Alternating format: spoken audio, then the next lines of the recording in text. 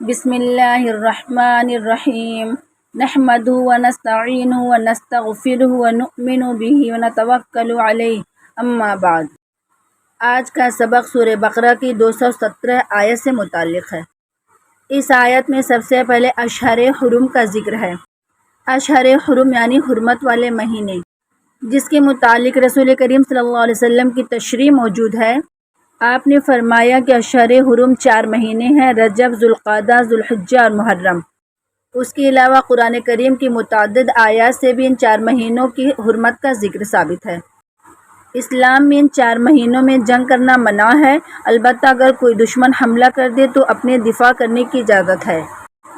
آیت مبارکہ کا شان نزول یہ ہے کہ ایک مرتبہ ایک سفر کے دوران چند صحابہ کی کچھ مشرکین سے جھڑپ ہو گئی اور مشرکین میں سے ایک آدمی عمر بن امیہ زمری مسلمانوں کے ہاتھوں مارا گیا۔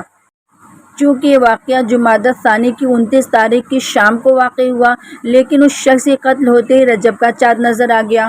اس پر مشرکین نے مسلمانوں کے خلاف ایک طوفان مچا دیا کہ لوگ حرمت والے مہینوں کا بھی پاس نہیں کر رہے ہیں۔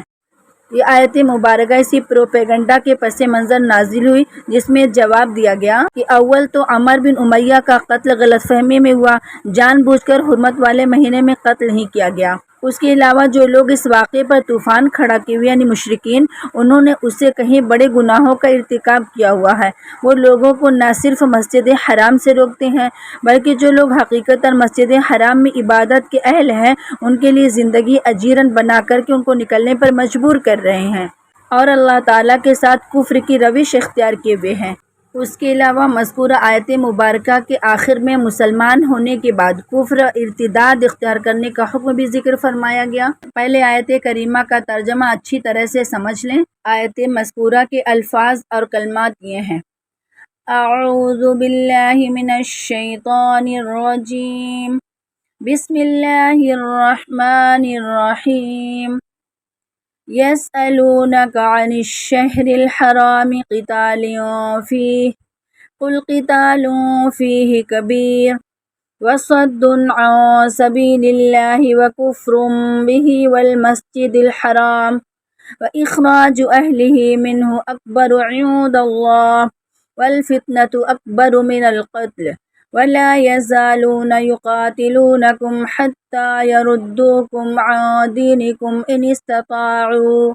ومن يرتد منكم عن دينه فيمت وهو كافر فأولئك حبطت أعمالهم في الدنيا والآخرة وأولئك أصحاب النار هم فيها خالدون۔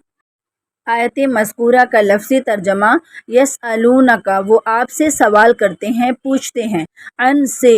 الشہر الحرام، حرمت والا مہینہ، قتال جنگ، فیہ، اس میں، قل، آپ کہہ دیجئے، قتال جنگ کرنا، فیہ، اس میں، کبیر، بڑا، وصد، اور روکنا، عن سے، سبیلی، راستہ، اللہ، اللہ، وکفر، اور نہ ماننا، بھی، اس کا، واو، اور المسجد الحرام، مسجد حرام، وَإِخْرَاجُ، اور نکال دینا، اہلہ، اس کے لوگ یعنی باشندوں کو، منہ، اس سے، اکبر، بہت بڑا، عند، نزدیک، اللہ، اللہ، والفتنۃ، اور فتنہ، آزمائش، اکبر، بہت بڑا، من، سے، القتل، قتل، ولا یزالون، اور وہ ہمیشہ رہیں گے، یقاتلونکم، اور تم سے لڑیں گے، حتیٰ، یہاں تک کہ، یردوکم، تمہیں پھیر دیں، لوٹا دیں، ان، سے، دینکم، تمہارے دین، ان، اگر، استطاعوا، وہ انہوں نے ایسا کر لیا، ومن، اور جو شخص، یرتدد، پھر جائے گا، منکم، تم میں سے، ان، سے، دین ہی، اپنا دین، فیمت، پھر مر جائے گا، وہو، اور وہ، کافر، کفر کی حالت میں یعنی کافر، فاولئک، تو یہی لوگ ہیں، حبطت، ضائع ہو گئے، اعمالہم، ان کے اعمال، فی، میں، الدنیا، دنیا، واو، اور الآخرۃ، آخرت، واولئک، اور یہی لوگ، اصحاب النار، دوزخ والے، ہم، وہ سب، فیہا، اس میں، خالدون، ہمیشہ ہمیشہ رہیں گے۔ آیت متذکرہ کا مکمل ترجمہ اس طرح ہے: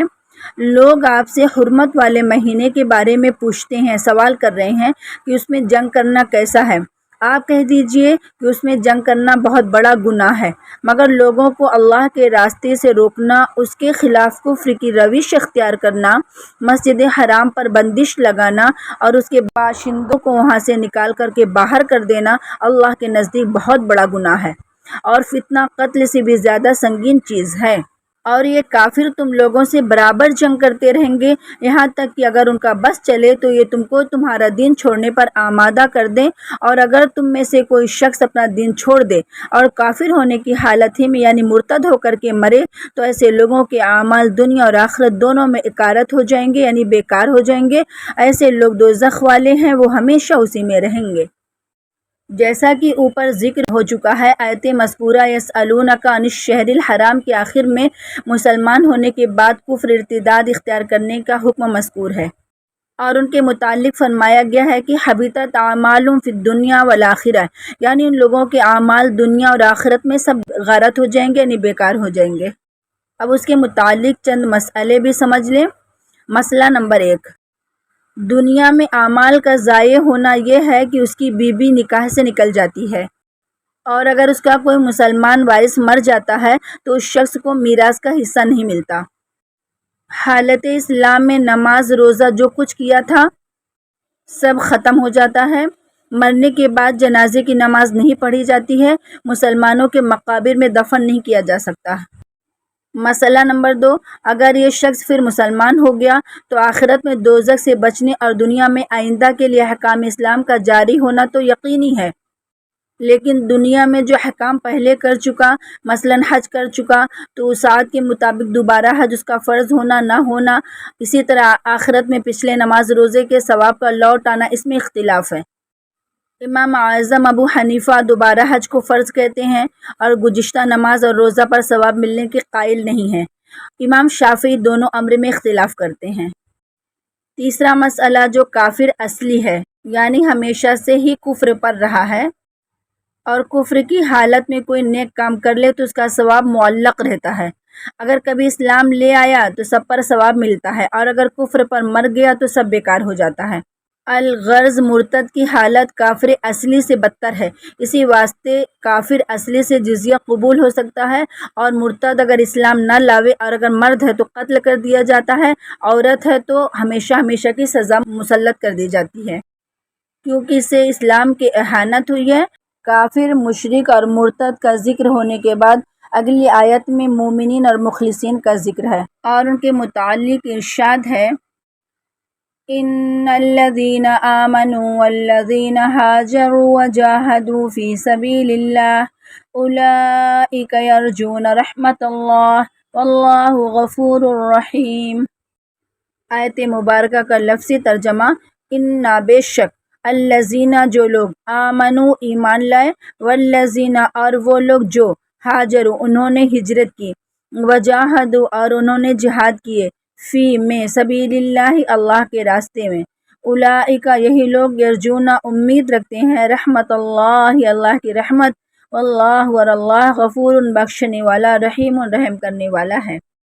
آیت مبارکہ کا مکمل ترجمہ، اس کے برخلاف جو لوگ ایمان لائے اور جنہوں نے ہجرت کی اور اللہ کے راستے میں جہاد کیا تو وہ بے شک اللہ کی رحمت کے امیدوار ہیں، اور اللہ بہت بڑے بخشنے والے، بڑے مہربان ہیں۔